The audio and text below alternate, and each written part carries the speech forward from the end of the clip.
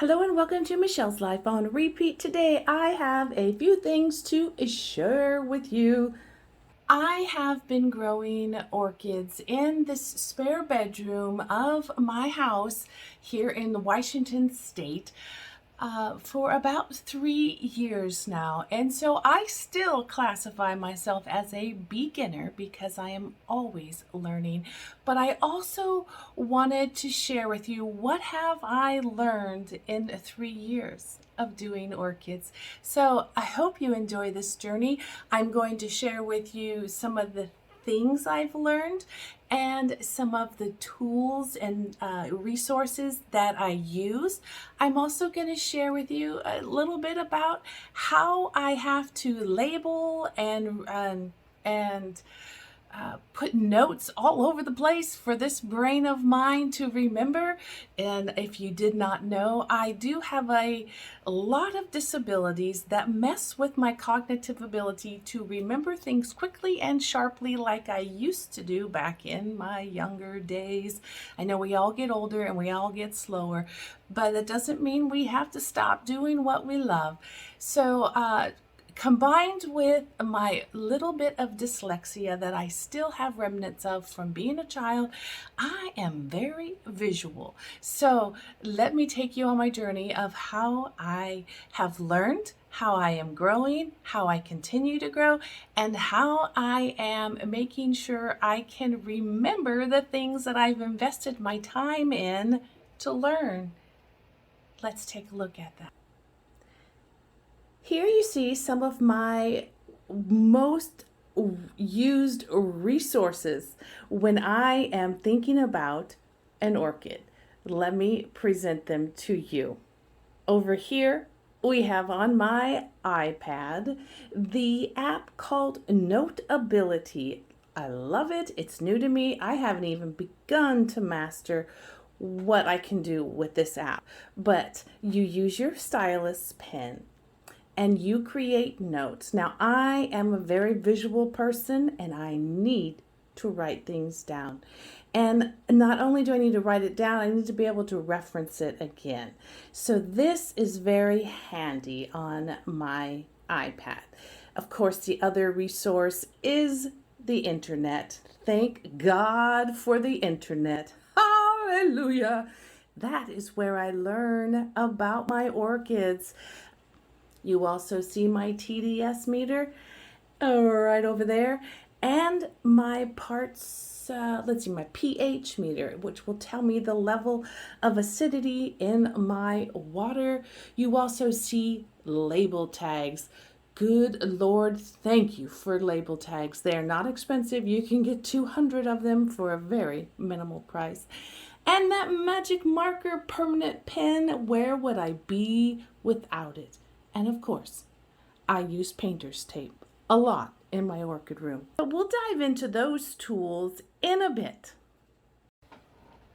3 things that stand out to me about being a newer orchid grower is one, being willing to learn from other people, from the internet, from your mistakes, and number 2, being humble. You know, you don't know it all and you never will.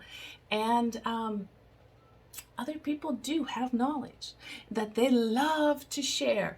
So being humble enough to accept a knowledge that other people are sharing with you is vital, I think, to growing your knowledge of how to care for something or someone or any subject that you are interested in. And thirdly, gaining your tools and resources that help you succeed in what you want to do. And for me, I want to get better at growing orchids. So let's jump into those 3 topics. I started my love of orchid growing when my husband brought home his first orchid from work that was left to him, bestowed upon him to care for when the previous employee left the job. And I said, I don't have a clue. Never bought an orchid in my life. So what did I do? I researched, I dug into YouTube world. I watched videos from experienced orchid growers, and I fell in love with the fascination of roots and leaves and the pretty flowers. Of course, but I had to watch, I had to learn, I had to read, I had to take notes because it was completely new to me. And then watching more experienced YouTubers, and granted, there are thousands out there. So I could name a few, but then I'd be missing a few more, if you know what I mean. There are some that have been doing this for 30, 40 years of their life, and there's some that have been doing it for 20 or 10 or 5. The key thing is to find someone on the internet that you enjoy their conversation, their style, their approach to videoing and connecting with you, and that is primarily, I think, the number one way to choose, how you're going to get your resources to learning. There are people that I love and that I dove into and watched every single video, and they are no longer on the internet. Poof, they have moved on in life. Their YouTube world is quiet. Doesn't mean they don't grow orchids anymore. It just means that they have moved on from having that be a part of their life, sharing it with me in my life. So I've hunted and picked and pried and looked around, and I'm always trying new YouTubers out. And I think you should too. If you're watching videos about orchids to get better at orchids, then keep on watching, because not only is it entertaining, you begin to make friendships. You begin to feel like you're part of a community. You're beginning to connect with another person who has similar attractions that you have with the hobby that you're choosing to partake in. So research. Many of us start with our first orchid from the grocery store, and they have beautiful ones there. Sometimes you can go to a floral shop and find beautiful orchids. But once you've moved past that and you think, I might want to try something that the stores don't carry, you have options. You can go to eBay. You can go to Etsy. I will experience more. I watch other YouTubers who do find good sellers, and this community is quite awesome because they will shout out those eBay sellers or Etsy sellers who are doing the job and doing it right. And they will also point out those who are not. The next level that other people choose to go get orchids from would be online. And here in the United States, there is a plethora of orchid vendors. I have in front of me on the screen just one that I have purchased from that I have enjoyed. I purchased from quite a few. But this one right here is Palmer Orchids out in Florida. And I have them up because this is how I go about ordering an orchid. I watch someone's video, fall in love with the flower that they had, listen to where they live, see if I can order it, and then I go to their website and I look up their stuff and I see if it will work in my environment. Your environment may be outdoors, it may be in a greenhouse, it may be in a house that has no humidity whatsoever. So I go to the internet, I look at the flowers, I read the descriptions and I go, that's a possibility, or nope, not a possibility. And then I look at other factors like the fragrance. Is it really powerful? I have chronic illness, migraines being the number one thing. If it says highly fragrant, I enjoy looking at that in a picture and I move on because it will not work for me. Know yourself, know your environment. Then let's move on to knowing some more about your orchids. Knowing this orchid that I wanted to purchase, she is called a Paphiopedilum Vanda M. Pierman. Now, this is a first time Paphiopedilum for me. I ventured out just a few months ago. I thought I would try something new. And with anything new, you have to be prepared for success or failure. And so I found her and I saw her and I said, I love it. I love pink. I love white. That little bit of yellow in the middle. Those polka dots are beyond cute. They remind me of freckles. Gotta have her. So then I come over and I read on the little description about her that she is not just a pure species that is found in nature. She is a combination of two other orchids, the Paphiopedilum bellatum crossed with the Paphiopedilum delanati. So it will give me a brief description in their web paragraph about how to grow it.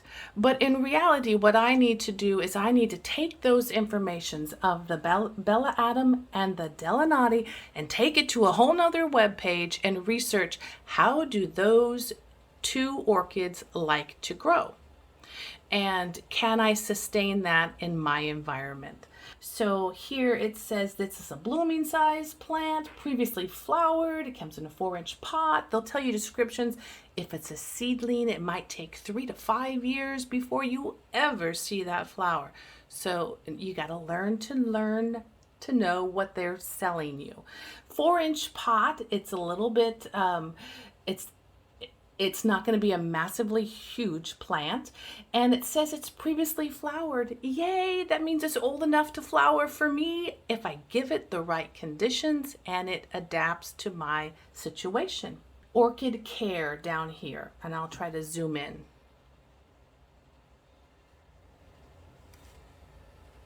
Orchid care, grow in a shaded, dappled light and keep moist. Plants should not dry out between watering.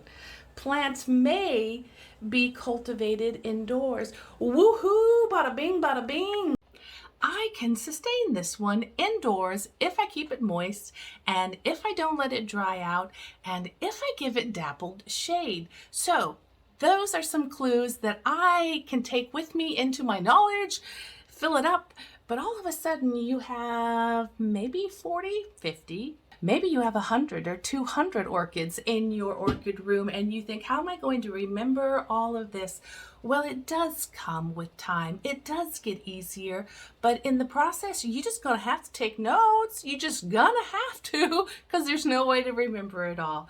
But what I do is I use my label tags all the time. I am using these two tools all the time, and I am writing on there that it needs moist, don't let it dry out, dappled shade, and anything that the seller of this orchid is sharing with me that is important, I put it on a little sticky thing and I put it in my plants. The other thing I do is I also back it up. The number one way I Google how to care for my new orchid that I want to buy is I go into Google, I type in how to care for Paphiopedilum and the name of the plant, delanati, and up comes a bunch of websites. I trust and love the traveldo.blogspot. So it's travel, ALDO, Travelado's blog, and they have so much content about the different orchids that you might be looking into. And I go down and I just take notes galore. And what I do with those notes is I may come across a picture, say mine hasn't bloomed yet. Let's go back up here. Let's see, there's a lot of advertisements. But if there's something very important that I want to know about this orchid and not forget it, I use my app that is on my iPad. Now, it might be an app that you could use on your phones. I do not know because I do not have an iPhone, but it's called Notability. And I am able to go into it and make paper notes just like I would from using scrapbooks. Let me show you. So I have here, it's like paper, you write notes, you can put highlights, you can take the picture that you may have clicked with your phone. Like I'll come up here with my tablet and I'll click on the information that's important, or I'll use my phone, or I can download it from the internet, put it on my device, and then drag it into this Notability app. I can make notes about when she bloomed. I can make notes here about the Bella Adam versus the other plant, the other parent, and what she would like. And I'm able to do that and keep track of it in this little brain of mine. And as I scroll, it just keeps feeding. I don't have to get a new piece of paper out. I don't have to keep binders all over my house, which I am known to do, but I'm learning a new way, I'm learning new technology. So Notability is one form of note taking. There are probably thousands out there. You pick one that works for you. And I write my notes. It bloomed this time. I changed the media on this date. Here's a picture of it in its growing stage. And I can go back in 4 or 5 years and see the progression right there, all in one little app. Some people use their laptop or their computer and they keep it all on a spreadsheet.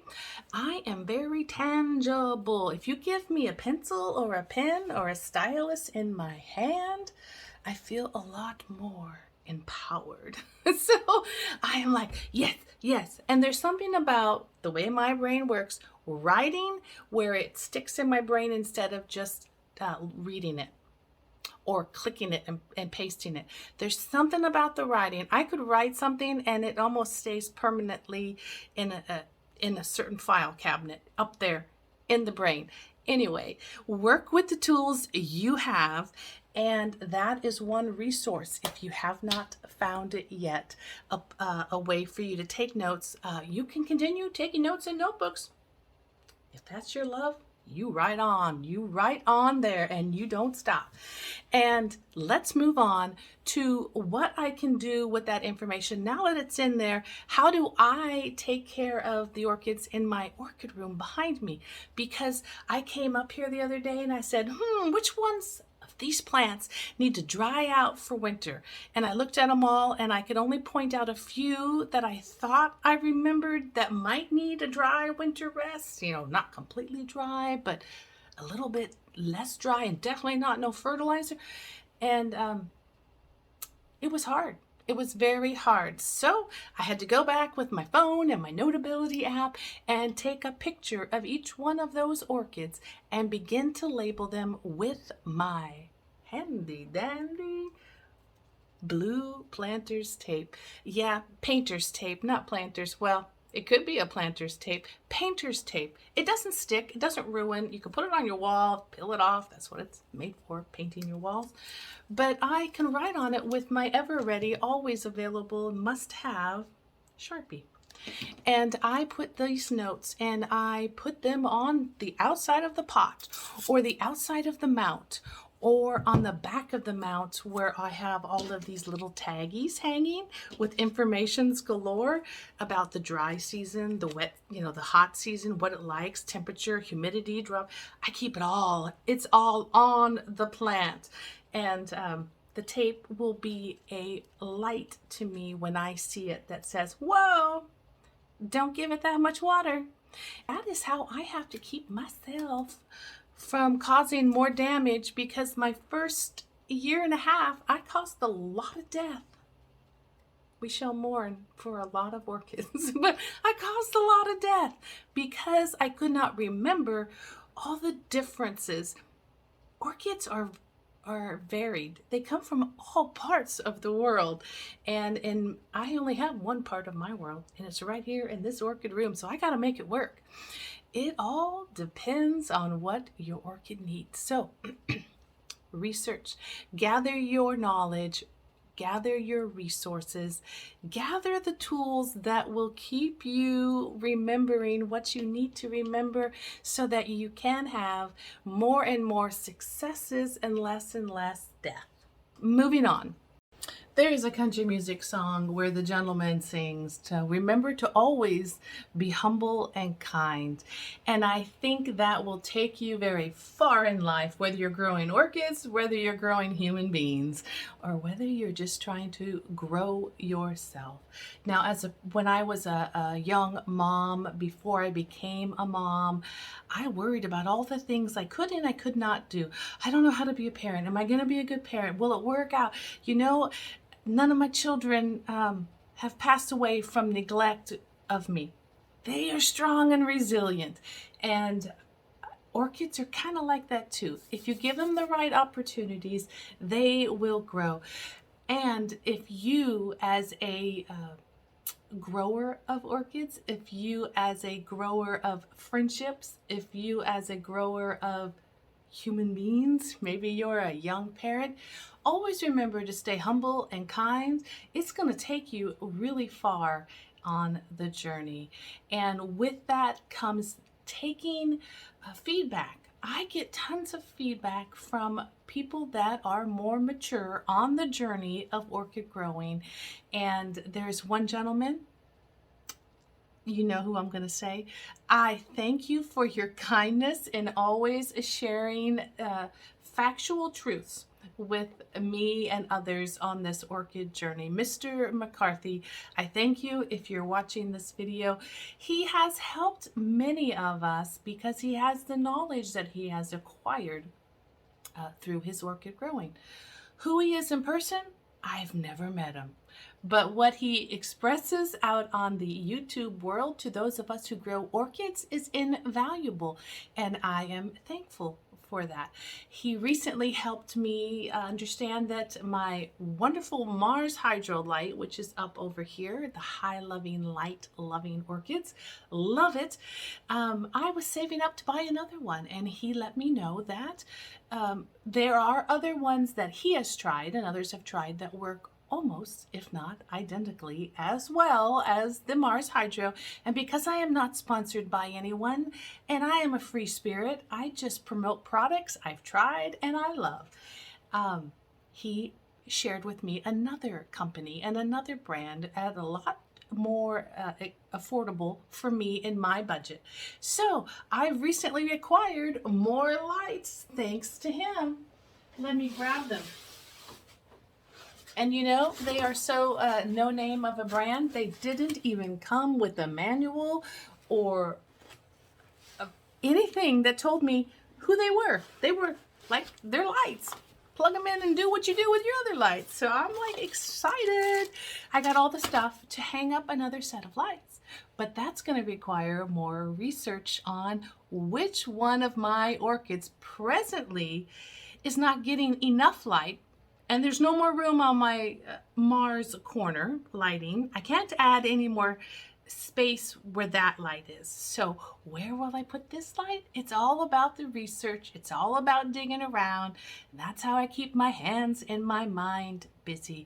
But always stay humble and kind and share your wisdom, your knowledge with others. If you can do it gracefully, if you can't, just don't share it. Nobody needs it.